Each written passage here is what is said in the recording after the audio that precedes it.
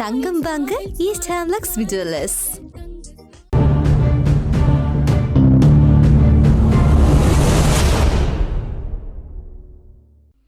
வணக்கம். மற்றொரு உண்மை நலசல் நிகழ்ச்சியோடு இணைந்திருக்கின்றோம். யாழ்ப்பாணம் காங்கேசன்துறையில் தையட்டி பகுதியில் அமைந்துள்ள இந்த திசவிகாரை விரிவாக்க பணிகள் தமிழ் மக்களின் காணிகளில் அமைக்கப்பட்டுள்ளது. தற்போது வெளியாகி வருகின்ற தகவல்கள், அதாவது ஸ்ரீலங்கால இந்த விடயம் தீவிரமாக விவாதிக்கப்பட்டு வருவதை அவதானிக்கின்றோம்.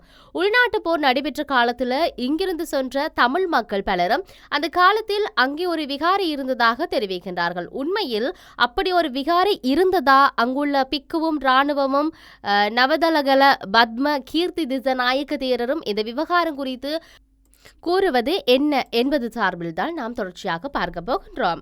தற்போதுள்ள இந்த விகாரையை தமிழ் மக்களின் காணிகளிலேயே நிர்மாணித்திருக்கிறார்கள். இது தவறான விடயம் என ஆரம்பத்திலிருந்து கூறி வருகிறோம். தமிழ் மக்களே இந்த இடத்தில் இருக்க வேண்டும். யாழ்ப்பாணம் திச விகாரை மற்றும் நைனாதிவு விகாரையின் விகாராதிபதி நவதகல பத்மகீர்த்தி திசநாயக்க தேரர் பல விடயங்களை சொல்லுகின்றார். இது சார்ந்து, அதாவது தையட்டி பகுதியில் திச ரஜமகா விகாரை அமைந்திருக்கிறது. இலங்கையில 3 தசாப்த கால யுத்தத்தில் பெரிதும் பாதிக்கப்பட்ட பகுதிகளில் ஒன்றாக இந்த தையட்டி பகுதி காணப்படுகிறது. இலங்கை இராணுவத்துக்கும் தமிழீழ விடுதலை புலிகள் அமைப்பிற்கும் இடையிலான யுத்தம் வலுப்பெற்ற 1990ஆம் ஆண்டு காலப்பகுதியில் தையட்டி பகுதியைச் சேர்ந்த தமிழ் மக்கள் அங்கிருந்து வெளியேறியதாக அந்த பகுதி மக்கள் தெரிவிக்கிறார்கள். இவ்வாறு தையட்டி பகுதியிலிருந்து மக்கள் வெளியேறிய 90ஆம் ஆண்டு காலப்பகுதியிலும் இந்த இடத்துக்கு பௌத்த விகாரை ஒன்று காணப்பட்டது. ஆனால் திச விகாரை என்று அழைக்கப்படவில்லை என்றும் அந்த பகுதியைச் சேர்ந்த மக்கள் தெரிவிக்கிறார்கள். திச ரஜமகா விகாரை என்பது பழமையை வரலாற்று பெறுமதி மிக்க விகாரை என்பதுடன் சங்கமித்தை ஜெயசுரி மகாபோதிக்கு வருகை தரும்போது ஓய்வுக்கு தரித்திருந்த இடத்தில் நிர்மாணிக்கப்பட்டுள்ளதாகவும் அந்த இடத்தில் விகாரை ஒன்றை அமைக்கும் போது தேவானா பிய திச மன்னனுக்கு அறிவித்துள்ளதாகவும் புராதன கதைகள்ல சொல்லப்படுது. அத்துடன் முதலாவது தமிழ் தர்ம பாடசாலை இந்த விகாரையிலேயே ஆரம்பிக்கப்பட்டமை விசேட அம்சமாகும் என முன்னாள் நாடாளுமன்ற உறுப்பினர் சரத் வீரசேகர தெரிவித்திருந்தார். நாடாளுமன்ற அதிகாரப்பூர்வ இணையதளத்திலும் இந்த விடயம் தெரிவிக்கப்பட்டிருந்தது. அவர் தேசிய பாதுகாப்பு பற்றிய துறைசார் மேற்பார்வை குழுவினுடைய 2024ஆம் ஆண்டு மார்ச் மாதம் 5ஆம் தேதி நடைபெற்ற கூட்டத்தில் அதன் தலைவராக பதவி வகித்த போது இதை தெரிவித்ததாக குறிப்பிடப்பட்டிருக்கிறது.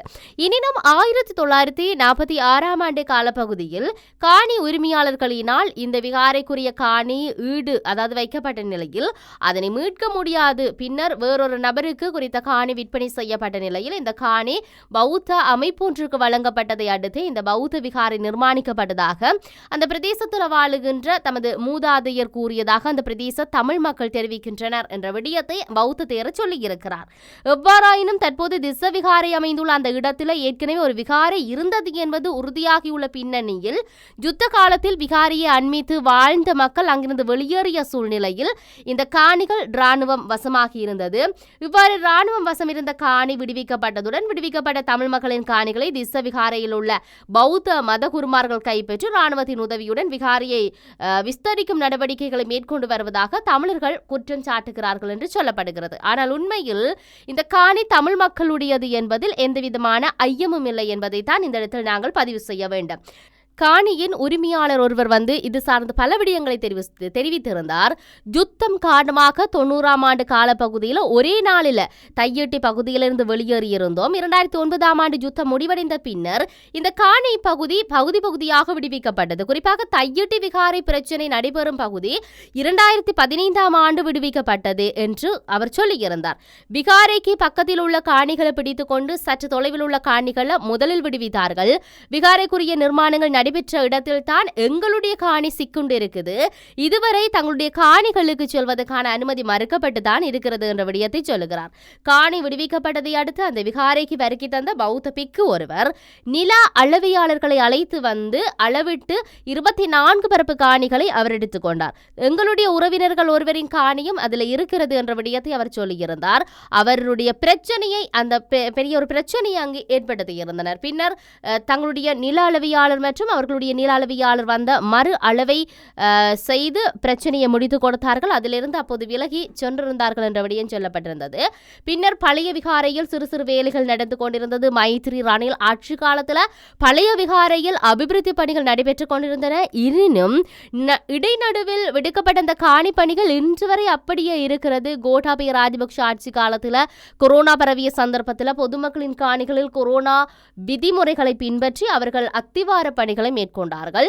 விகாரி தான் கட்டுகிறார்கள் என தங்களுக்கு தெரியாது என்று சொல்லியிருந்தார். சுற்றி வர தகரங்களால் மூடி கட்டிடம் கட்டப்பட்டிருந்தது. கொரோனா விதிமுறை காரணமாக அவர்களால் வெளியில் போக முடியவில்லை. அப்போது அதனை கட்டியிருக்கிறார்கள். இந்த இடத்துல விகாரி கட்டப்படவில்லை, ராணுவம் இருக்கிறது, ராணுவம் வெளியேறும் போது முழு காணியும் தந்து விடும் என்று அரசாங்க அதிபர் தங்களிடம் சொல்லியிருந்தார்.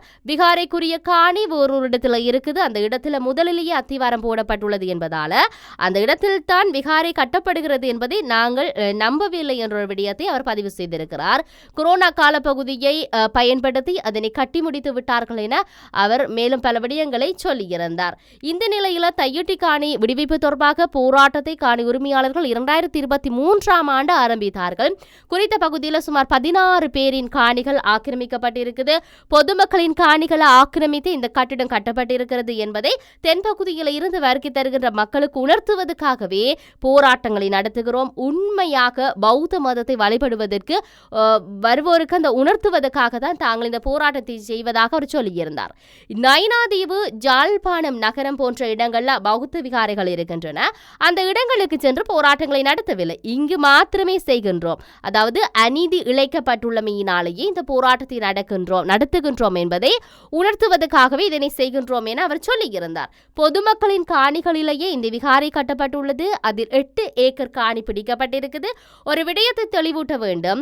ஒவ்வொரு இடத்திற்கு ஒவ்வொரு அளவு பிரமாணம் இருக்கிறது. கொழும்பில் பேஜஸ் என்றும் யாழ்ப்பாணத்தில் பரப்பு என்றும் வெவ்வேறு அளவைகளில் நிலம் அளவிடப்படுகிறது. 10 பேஜஸ் ஒரு பரப்பு, 16 பரப்புகளை உள்ளடக்கியது ஒரு ஏக்கர். ஏக்கர் பரப்பு பேஜஸ் என்பதில் ஒரு குழப்பம் இருக்குது. அவர்களுக்கு இருந்த காணி 20 பரப்பு, அப்படி என்றால் 200 பேஜஸ்.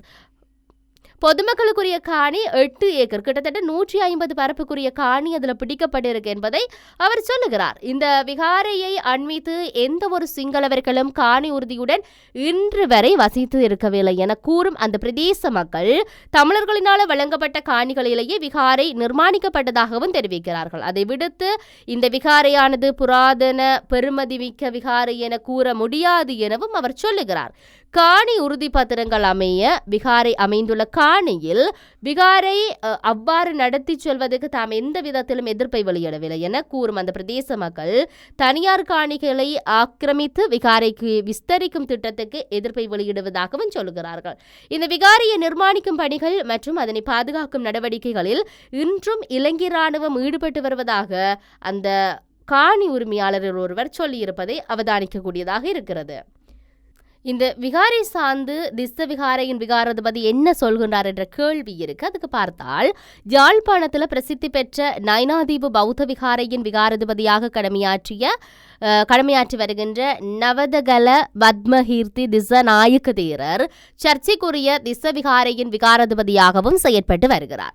இந்த விகாராதிபதியாக இவர் இருக்கின்றதாலும் அந்த தேரர் செயற்பட்டதாலும் திஸ்ஸ விகாரைக்கான கண்காணிப்பு பொறுப்பு மற்றும் ஒரு பௌத்த பிக்குக்கு இப்பொழுது வழங்கப்பட்டிருக்கிறது. இவ்வாறு பொறுப்பு வழங்கப்பட்டுள்ள பௌத்த பிக்குவே இவ்வாறான சட்டவிரோத செயற்பாடுகளை முன்னெடுத்து வருவதாக யாழ்ப்பாணம் திஸ்ஸ விகாரை மற்றும் நயினாதீவு விகாராதியின் விகாராதிபதி நவதகல பத்மகீர்த்தி திசாநாயக்க தேரர் இந்த விடயத்தை பதிவு செய்திருந்தார். இந்த பௌத்த பிக்கு இராணுவத்துடன் இணைந்து விகாரை காணியில் இல்லாது தமிழ் மக்களிட காணிகளை தற்போது விகாரையை கட்டியிருக்கு. இது தவறு என்று தான் முதல்ல கூறியிருந்ததாகவும் விகாரைக்கு 18 ஏக்கர் இருக்குது, இது திஸ்ஸ விகாரைக்கு சொந்தமானது என கூறுகிறார்கள். திஸ்ஸ விகாரை என்று காணி உறுதி பத்திரம் இருக்குது. அந்த காணிகள் அந்த மக்கள் இருக்க வேண்டும். நான் தானே அதற்கான அனுமதியை கொடுக்க வேண்டும். தமிழ் மக்களிடம் காணி உறுதி பத்திரங்கள் இருக்கின்றன. விசாக் உற்சவத்துக்கு அரசாங்கத்தினால விகாரைக்கு பணம் வழங்கப்பட்டது, திஸ்ஸ விகாரைக்கு பணம் வழங்கப்பட்டது. அந்த பிக்குடன் இணைந்து ராணுவம் பணத்தை பெற்று தமிழ் மக்களின் காணிகளில் அந்த நிர்மாண பணிகள் நிர்மாணிக்கப்பட்டிருக்குது. இது கிடைத்த பணத்தை கொண்டு ஏனியோரின் காணிகளில் விகாரையை நிர்மாணித்தது சட்டவிரோதமானது. தமது காணியை கோரிய தமிழ் மக்கள் போராட்டத்தை நடத்துகிறார்கள் என நவதகல பத்மகீர்த்தி திசாநாயக்க தேரர் சொல்லுகிறார். தற்போது நிர்மாணிக்கப்பட்டுள்ள விகாரையை உடைக்க முடியாது. அவ்வாறு உடைத்தால் வேறு பிரச்சனை வரும். அதனால எனது காணியை தருகிறேன் என நான் தமிழ் மக்களிடம் கூறுகிறேன் என்ற விடயத்தை அவர் சொல்லியிருப்பதை அவதானிக்க கூடியதாக இருக்கிறது. இந்த விகாரை சார்ந்து ராணுவத்தினுடைய பதில் என்ன அப்படின்னு சொல்லி பார்த்தார். திசவிகாரையின் விகாரதபதி மற்றும் பாதிக்கப்பட்டதாக கூறப்படும் தமிழ் மக்கள் ராணுவம் மீது சுமத்தி வருகின்ற குற்றச்சாட்டுகள் தொடர்பில் ராணுவ ஊடக பேச்சாளர் பிரிகேடியர் வர்ணகேமவிடம் பல கேள்விகள் கேட்கப்பட்டிருந்தது. ஒரு ஊடகத்தால் கேட்கப்பட்ட கேள்விகளுக்கு அவர் சொல்லியிருந்தார், ராணுவம் அனைத்து சந்தர்ப்பங்களிலும் பௌத்த, இந்து, கிறிஸ்தவ, இஸ்லாமிய என எந்த ஒரு புனித ஸ்தலங்களிலும் உதவிகளை கோரும் பட்சத்தில் அதற்கான உதவிகளை சட்ட விதிமுறைகளுக்கு அமைய நாங்கள் வழங்குவோம். சட்ட விதிமுறைகளுக்கு அமைவானது என்றால் நிச்சயம் நாங்கள் அதனை செய்து கொடுப்போம். அதை விடுத்து இனங்களுக்கு இடையிலான அமைதியின்மையை ஏற்படுத்தும் வகையிலான எந்த ஒரு செயற்பாடுகளிலும் ராணுவம் தொடர்புபடாது என ராணுவ ஊடக பேச்சாளர் பிரிகேடியர் வர்ணகமகே சொல்லியிருந்தார். உண்மையில் இந்த தையிட்டு விகாரை சார்ந்து அந்த விகாரையினுடைய விகாராதிபதி சொல்லுகின்ற கருத்து, ராணுவத்தினர் சார்பில் சொல்லுகின்ற கருத்து, அந்த காணி உரிமையாளர்கள் சொல்லுகின்ற கருத்துக்களை வைத்து பார்க்கின்ற பொழுது தமிழ் மக்களுடைய காணியில இருக்கின்றது என்பதுதான் உண்மை சம்பவமாக இருந்தாலும் அந்த விகாராதிபதி சொல்லுகிற தன்னுடைய காணிய தாரம் இந்த ஒரு சம்பவம் இடம்பெற்றுட்டு அப்படின்றது எந்த அளவுக்கு சரியானது ஒன்று விடயம் இருக்கிறது. இந்த போராட்டத்தில் இருக்கக்கூடிய மக்கள் கூட சொல்லுகின்ற ஒரு விடயம், இந்த காணி என்பது எங்களுடைய மரபுகள் சார்ந்து, எங்களுடைய பாரம்பரியம் சார்ந்த, எங்களுடைய பரம்பரை சார்ந்த ஒரு விடயம். எங்களுடைய முன்னோர்கள், அதாவது பாட்டன் பூட்டி வாழ்ந்த காலத்தில் இருந்த என்னுடைய அப்பா பாட்டனுடைய காலத்தில் இருந்து அவர்கள் வாழ்ந்த மண், அந்த மண்ணை நாங்கள் விட்டு கொடுப்போமா, எங்களுடைய நினைவுகளை, எங்களுடைய உணர்வுகளை நாங்கள் விட்டு கொடுப்போமா என்ற மிகப்பெரிய கேள்விகளைத்தான் அவர்கள் முன்வைத்திருந்தார்கள். உண்மையில் இந்த விகாரியை இடிப்பது என்பது எந்தளத்துக்கு சாத்தியமான விடயம். அதை இல்லாது செய்துவிட்டு மக்களிடம் காணிகளை மீள அரசாங்கம் கையளிக்குமா என்பது சற்று சிந்திக்கப்பட வேண்டிய வினாக்களாகவும் சிந்திக்கப்பட வேண்டிய தேவை இருக்கிறது. ஆகவே இந்த தையிட்டிக்கு தேசிய மக்கள் சக்தி எவ்வாறான தீர்வை வழங்கப்பட போகின்றது என்பதைத்தான் நாங்கள் பார்க்க வேண்டிய தேவை இருக்கிறது. பொறுத்திருந்து பார்ப்போம் இதனுடைய நகர்வுகள் எப்படி நகரப் போகின்றது என்பதை மற்றும் ஒரு உண்மை நிகழ்ச்சியில் சந்திப்போம். வணக்கம்.